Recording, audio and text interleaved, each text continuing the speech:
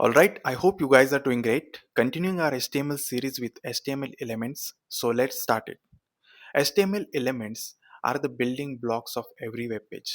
प्रत्येक वेब पेजचे as a building block act करतात कोण? HTML elements. HTML elements tells the browser how to display the content. HTML elements ब्राउझरला instruct करतात किंवा सांगतात की आपला कॉन्टेंट कसा डिस्प्ले झाला पाहिजे. An HTML element is defined by a start tag plus content and end tag. यालाच आपण सिंटॅक्स पण म्हणू शकतो. स्टार्ट टॅग, त्यानंतर आपला कॉन्टेंट येणार आणि लास्टला येणार एंड टॅग. तर एक्झाम्पल पाहूया.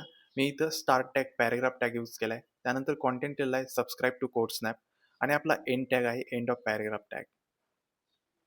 त्यानंतर आहेत types of HTML elements. The first type आहे block level elements. Block level element starts on a new line and takes full width. हे एलिमेंट्स यूज करताना प्रत्येक वेळेस नवीन लाईनवर स्टार्ट होत असतात आणि फुल विड्थमध्ये यूज केले जातात. तर ब्लॉक लेवल एलिमेंट्स कोणते आहेत त्याचे एक्झाम्पल्स पाहूया.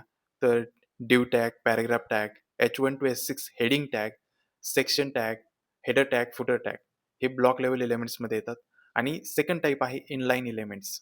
Inline elements don't start on new line, appear within the flow of the text.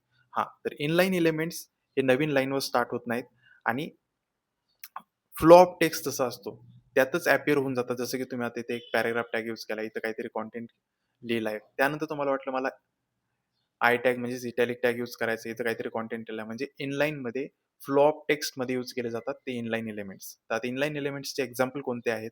Span tag, अँकर tag, strong tag, image tag, emphasis tag. Okay. त्यानंतर काही टॅग्स असे असतात, त्यांना एम्प्टी एलिमेंट्स असंही म्हणतात. का म्हणतात? कारण त्यांना क्लोजिंग टॅग नसतो किंवा क्लोजिंग टॅगची रिक्वायरमेंट नसते. तर असे क्लोजिंग टॅग नसणारे टॅग्स कोणते आहेत किंवा एम्प्टी एलिमेंट्स कोणते आहेत? तर ते आहे break tag, HR tag, image tag, input tag. I hope you liked the video.